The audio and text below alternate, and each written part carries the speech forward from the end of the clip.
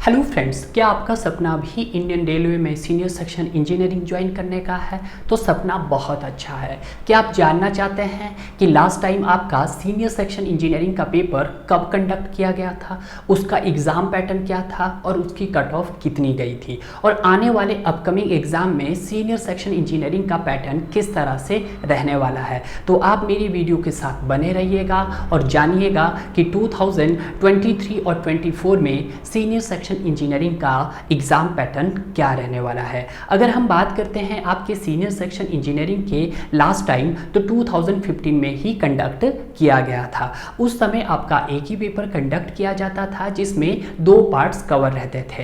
पहले पार्ट्स में आपका नॉन टेक पोर्शन होता था और दूसरे पार्ट में आपका टेक्निकल पोर्शन होता था, और ये दोनों ही पार्ट आपके एक ही पेपर में कंडक्ट होते थे। तो अगर हम इसकी बात करते हैं तो इसमें नॉन टेक में आपके पास जो सब्जेक्ट इंक्लूड थे, सबसे पहले जनरल इंटेलिजेंसी एंड रीजनिंग, उसके बाद जनरल अवेयरनेस, उसके बाद अर्थमेटिक्स। यहाँ पे इसके टोटल 60 क्वेश्चंस रहते थे। हर एक क्वेश्चंस 1 मार्क्स का था, जिससे आपका नॉन टेक का स्कोर हो जाता है 60 मार्क्स। क्लियर है। उसी तरह से अगर हम बात करते हैं आपके टेक्निकल सब्जेक्ट की, तो टेक्निकल सब्जेक्ट में आपके सिविल इंजीनियरिंग वालों के लिए सिविल इंजीनियरिंग का सब्जेक्ट होगा, मैकेनिकल वालों के लिए मैकेनिकल का सब्जेक्ट होगा। तो वहाँ पर आपके 90 क्वेश्चंस पूछे जाते थे। हर एक क्वेश्चंस आपके पास 1 मार्क्स का था, जिससे आपके मार्क्स हो जाते हैं 90। क्लियर है। अगर हम इन पेपर 1 का स्कोर काउंट करें तो टोटल आपके पास 150 क्वेश्चंस हो जाते हैं और मार्क्स होते हैं 150। अगर हम यहाँ पे टाइम एंड ड्यूरेशंस की बात करते हैं तो आपके पास 2 घंटे का टाइम यहाँ पर दिया जाता था, यानी कि 150 क्वेश्चन को सॉल्व करने के लिए आपके पास 120 मिनट का टाइम था, जब आपने लास्ट टाइम 2015 में सीनियर सेक्शन इंजीनियरिंग का पेपर दिया था। क्लियर है। और अगर हम बात करते हैं 2015 के सीनियर सेक्शन इंजीनियरिंग के कट ऑफ की, तो उस पे भी हम एक नज़र मार लेते हैं। उसमें अगर हम बात करते हैं सबसे पहले आपके कि कौन कौन से डिपार्टमेंट आपको as a senior section engineering दिए जाते हैं इंडियन रेलवे में। अगर हम बात करते हैं उसमें सबसे पहले सिविल इंजीनियरिंग में, तो सिविल इंजीनियरिंग में टोटल 4 डिपार्टमेंट में ही डिवाइड किया गया आपके सीनियर सेक्शन इंजीनियर को भी, जिसमें आपका सबसे पहला जो डिपार्टमेंट रहता है वो आपका पी वे रहता है। कौन सा रहता है आपका? पी वे रहता है। और पी वे को हम कौन सा वे बोलते हैं? परमानेंट वे रहता है। क्लियर है। अगर हम परमानेंट वे की बात करते हैं तो आपके जो जनरल कैटेगरी की जो कट ऑफ गई थी वो 60.72 गई थी, वहीं पे एससी की 50.99 और एसटी की 53.78 और ओबीसी कैटेगरी की यहाँ पर 54.22 गई थी। क्लियर है। उसी तरह से अगर हम बात करते हैं आपके इंडियन रेलवे में ब्रिज इंजीनियरिंग डिपार्टमेंट में, तो सीनियर सेक्शन इंजीनियरिंग की जो कट ऑफ गई थी वो 66.03 गई थी। एससी, एसटी और ओबीसी के लिए कोई भी पोस्ट यहाँ पर मेंशन नहीं की गई थी। क्लियर है। उसी तरह से हम बात करते हैं सीनियर सेक्शन इंजीनियरिंग के वर्क्स डिपार्टमेंट की, तो वर्क्स डिपार्टमेंट में जो जनरल कैटेगरी की जो कट ऑफ गई थी वो 63.93 गई थी, जिसमें एससी कैटेगरी की 50.19, एसटी कैटेगरी की 51.34, ओबीसी कैटेगरी की 53.49 गई थी। उसी तरह से हम बात करते हैं आपकी सीनियर सेक्शन इंजीनियरिंग के मैकेनिकल ब्रांच की, तो मैकेनिकल फील्ड में जो कट ऑफ गई थी जनरल की 67.78, एससी की 58.84, 59.38 एंड 63.34 गई है। क्लियर है। उसी तरह से हम बात करते हैं इलेक्ट्रिकल की, तो इलेक्ट्रिकल वालों की जो जनरल कैटेगरी की कट ऑफ गई थी वो 67.41 गई थी, एससी की 57.78, जबकि एसटी की यहाँ पे कोई भी पोस्ट मेंशन नहीं थी, ओबीसी की 63.11 गई थी। क्लियर है। उसी तरह से अगर हम बात करते हैं सीनियर सेक्शन इंजीनियरिंग की कंस्ट्रक्शन एंड वर्क डिपार्टमेंट में, तो वहाँ पे जो आपकी जो कट ऑफ गई थी जनरल की 73.03 गई थी, एससी की कोई सीट मेंशन नहीं थी, एसटी की भी कोई नहीं थी, और ओबीसी की आपके पास 64.42 गई थी। तो अगर आप सोच रहे होंगे कि सर सिविल इंजीनियरिंग के लिए यहाँ पे कौन कौन से डिपार्टमेंट इंक्लूड होते हैं as a senior section engineering आपके रेलवे डिपार्टमेंट पे, सबसे पहले आता है पी वे, तो यहाँ पे आपका सिविल इंजीनियरिंग के लिए है। अगर ब्रिज की बात करते हैं तो ये भी आपका सिविल इंजीनियरिंग के लिए है। वर्क की बात करते हैं तो ये भी आपका सिविल इंजीनियरिंग के लिए। अब स्टूडेंट के माइंड में ये आ रहा था कि सर आपने तो कहा 4 डिपार्टमेंट होते हैं। हाँ जी, 4 डिपार्टमेंट होते हैं, चौथा डिपार्टमेंट भी बताऊंगा मैं। क्लियर है। उसके बाद हम बात करते हैं सीनियर सेक्शन इंजीनियरिंग की कंस्ट्रक्शन एंड वर्क की, जिसको आप ओपन लाइन भी बोल सकते हैं। यहाँ पे भी आप एज ए सिविल इंजीनियरिंग ही आपको as a senior section engineering की पोस्ट दी जाती है, जिसकी कट ऑफ रहती थी 73.03। उसके बाद मैकेनिकल, इलेक्ट्रिकल और इलेक्ट्रिकल। अब यहाँ पे जो सीनियर सेक्शन इंजीनियरिंग में कुछ पोस्टें ऐसे भी होती है जो आपके जिन्होंने डिप्लोमा भी किया होगा और डिग्री भी किया होगा, उनके लिए यहाँ पर जूनियर पोस्ट दी जाती है। और जूनियर पोस्ट कौन सी रहती है वो आपके पास और रहती है जूनियर इंजीनियरिंग पेवे की, जिसकी कट ऑफ गई थी 58 और एससी की गई थी 44.67, एसटी की गई थी 45.33 और आपके पास ओबीसी की गई थी 54.22। अब यहाँ पर ये जो पेवे की बात कर रहा हूँ मैं, ये उन स्टूडेंट्स के लिए है जिनके पास ड्यूल डिग्री होता है, यानी कि उन्होंने बीटेक भी किया होगा और पॉलिटेक भी किया होगा।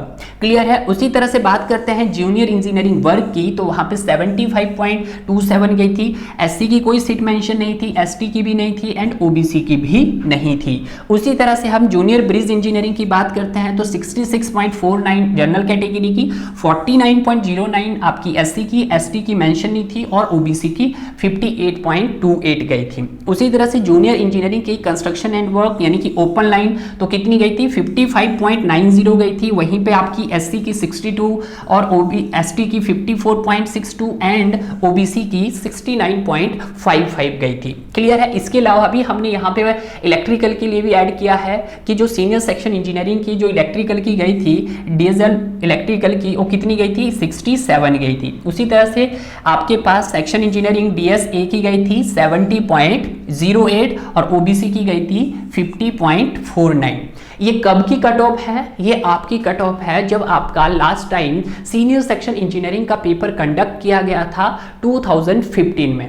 तो उस समय तो यहाँ पर आपको लग रहा होगा कि सर बहुत कम कट ऑफ गई, और ये जो कट ऑफ गई है आउट ऑफ 150 कट ऑफ गई है। क्लियर है। यानी कि 150 में से आपका 60% भी नहीं यहाँ पर टोटली कट ऑफ गई है। अगर आप 150 का अगर 50% भी करना चाहो तो कितना होता है आपके पास 75 मार्क्स आने चाहिए थे, बट यहाँ तो 75 से भी कम है, यानी कि 40% में आपका सिलेक्शन हो रहा था as a senior section engineering. Clear है। बट आज की डेट में ऐसा नहीं होगा। आपने ये चीज़ नोट किया होगा कि 2019 में आरआरबी जेईई ने भी जूनियर इंजीनियरिंग का पैटर्न को चेंज किया है। उनका पैटर्न भी कुछ इसी तरह से था पहले 2019 के पहले, जैसे हमारा 2015 में सीनियर सेक्शन इंजीनियरिंग का पैटर्न रहा है। क्लियर है। तो आपने देखा था 2019 में जब जेईई का पेपर हुआ था आरआरबी जेईई का, तो वहां पर आपका 2 स्टेजेस में आपका पेपर हुआ। पहले स्टेजेस में आपका CBT 1 कंडक्ट किया गया, दूसरे स्टेजेस में आपका CBT 2 कंडक्ट किया गया था, और ये दोनों ही पेपर आपके CBT बेस्ड थे। बट जब हम बात करते थे अपने सीनियर सेक्शन इंजीनियरिंग 2015 की, तो उस समय आपका जो पेपर होता था वो ऑफलाइन मोड में होता था, MCQ बेस्ड होता था।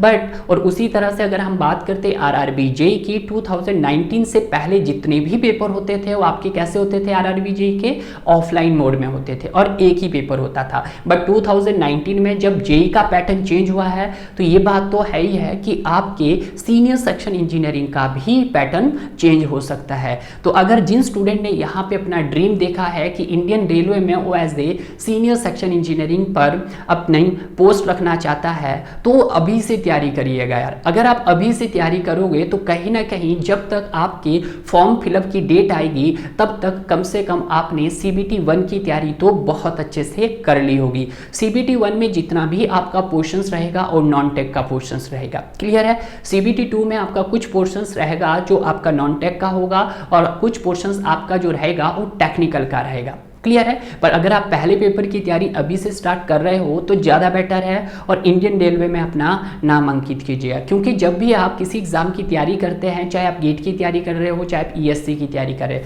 मैं यहाँ पे इंजीनियरिंग सिविल सर्विसेज स्टूडेंट की बात करूँगा जिनका एक मेन टारगेट होता है कि सर हमें इंडियन रेलवे में अपना सिलेक्शन लेना है। तो उनके लिए उन्हें क्या करना पड़ता है, बहुत ज़्यादा मेहनत करनी पड़ती है। टॉप 20 तक के ही रैंकर को यहाँ पे इंडियन रेलवे मिल पाता है। तो ऐसे में अगर आप सीनियर सेक्शन के थ्रू अपने इंडियन रेलवे को ज्वाइन कर रहे हैं तो बहुत अच्छा अवसर है। और सुनने में ये भी आ रहा है कि ये पोस्ट भी आपकी गैजेटेड पोस्ट के इक्विवेलेंट हो जाएगी। और कहीं ना कहीं ये तो हम पहले से ही जानते हैं कि जब आप as a engineering civil services को ज्वाइन करते हैं तो बेशक आप जब सीनियर सेक्शन ज्वाइन करते हो तो उसके 5 साल साल के रेगुलर इंटरवल जॉब करने पर आपको एज ए ESC के ओहदे तक की पोस्ट ही दी जाती है। तो क्यों ना तैयारी कर लिया जाए यार। क्यों? क्योंकि आपने देखा होगा कि जो हमारा सीनियर सेक्शन इंजीनियरिंग है और इंजीनियरिंग सिविल सर्विसेज है, वहाँ पे तो रेलवे में बहुत कम पोस्ट आ रही है, यानी कि रेलवे को हटा ही दिया गया है कि ये बोला है कि इसका अलग से पेपर कंडक्ट करवाएगा आपका रेलवे मैनेजमेंट बोर्ड। क्लियर है? तो ऐसा में आपके पास बहुत सुनहरा अवसर है कि आप सीनियर सेक्शन इंजीनियरिंग की तैयारी करें, अभी से मेहनत करें, जी जान के मेहनत करें, चाहे वो आप JEE लेवल की तैयारी कर रहे हो चाहे A लेवल की तैयारी कर रहे हैं। क्यों? क्योंकि ये अगर हम बात करते हैं हिंदुस्तान की, तो हिंदुस्तान में अगर सबसे ज़्यादा जो जॉब का जो क्राइटेरियाज रहता है वो आपका इंडियन रेलवे में ही रहता है। और अगर इंडियन रेलवे को आप एज ए टेक्निकल चूज़ करते हैं तो इससे अच्छा अवसर कुछ भी नहीं हो सकता यार। क्लियर है? एक नज़र मार लेते हैं आप अपकमिंग पैटर्न की कि जो आपका सीनियर सेक्शन इंजीनियरिंग का पेपर हो सकता है 2023 और 24 में, उसका एग्ज़ाम पैटर्न किस तरह से हो सकता है। उसका एग्ज़ाम पैटर्न भी उसी तरह से हो सकता है जैसे आपका RRB JEE का होता है। CBT 1 एंड CBT 2 हो सकता है। CBT 1 की अगर हम बात करते हैं तो टोटल मार्क्स होंगे आपके पास 100 मार्क्स होंगे और टोटल नंबर ऑफ क्वेश्चन होंगे 100 होंगे। यहाँ पे भी आपका टोटली पोर्शन नॉन टेक का होगा, तो उसके ऊपर अभी से फोकस बनाइएगा। क्लियर है? टाइम की अगर बात करते हैं, यहाँ पर आपके पास 90 मिनट का ही टाइम है, यानी कि 90 मिनट्स में आपको 100 क्वेश्चंस को सॉल्व करना होगा। क्लियर है? अगर मीडियम ऑफ एग्जामिनेशंस की बात करते हैं तो ये बाइलिंगुअल हो सकता है, हिंदी इंग्लिश दोनों लैंग्वेज में हो सकता है। अगर यहाँ पर नेगेटिव मार्किंग की बात करते हैं तो यहाँ पर आपके एक क्वेश्चन को गलत होने पर आपका 1/3 मार्क्स डिडक्ट किया जा सकता है। क्लियर है? अगर हम यहाँ पे टाइप ऑफ क्वेश्चन की बात करते हैं तो यहाँ पे जितने भी क्वेश्चंस रहेंगे वो आपके ऑब्जेक्टिव टाइप रहेंगे। ये तो बात की हमने एक CBT 1 की। अब बात करते हैं यहाँ पर CBT 2 की। CBT 2 में भी कुछ इसी तरह का पैटर्न्स रहने वाला है, बट वहाँ पे जो आपका टोटल मार्क्स का जो रहने वाला है वो 150 रहने वाला है। 150 में भी आपका कुछ 50 मार्क्स का जो पार्ट रहेगा वो जनरल अवेयरनेस का रहेगा और 100 मार्क्स का आपका टेक्निकल का रहेगा। क्लियर है? अगर हम बात करते हैं टोटल नंबर ऑफ क्वेश्चंस की, तो टोटल नंबर ऑफ क्वेश्चंस भी यहाँ पर 150 रहने वाले हैं। टाइम की बात करते हैं तो 120 मिनट्स रहता है, आपके 2 हार्स की ड्यूरेशन दी जाती है। क्लियर है? एग्जाम करते हैं कि किस तरह का मीडियम रहता है, बाइलिंगुअल यानी कि हिंदी एंड इंग्लिश रहता है। Negative marking, yes 1/3 negative marking होगी। और उसके बाद type of questions objective type यानी कि MCQ बेस्ड होगा और CBT बेस्ड होगा, ऑफलाइन नहीं होगा। क्लियर है? तो ये तो थे हमारे कि अपकमिंग में जो आपका सीनियर सेक्शन इंजीनियरिंग का जो पेपर हो सकता है वो किस तरह से हो सकता है। अगर दोस्तों आपको वीडियो अच्छा लगा तो वीडियो को लाइक एंड शेयर जरूर कीजिएगा। अगले नेक्स्ट वीडियो में हम बात करेंगे इससे जो भी आपके CBT 1 में जो सिलेबस कवर करना है उसके बारे में, और CBT 2 में आपको किन किन कवर को सब्जेक्ट को कवर करना है। मिलते हैं अब आपके नेक्स्ट वीडियो में।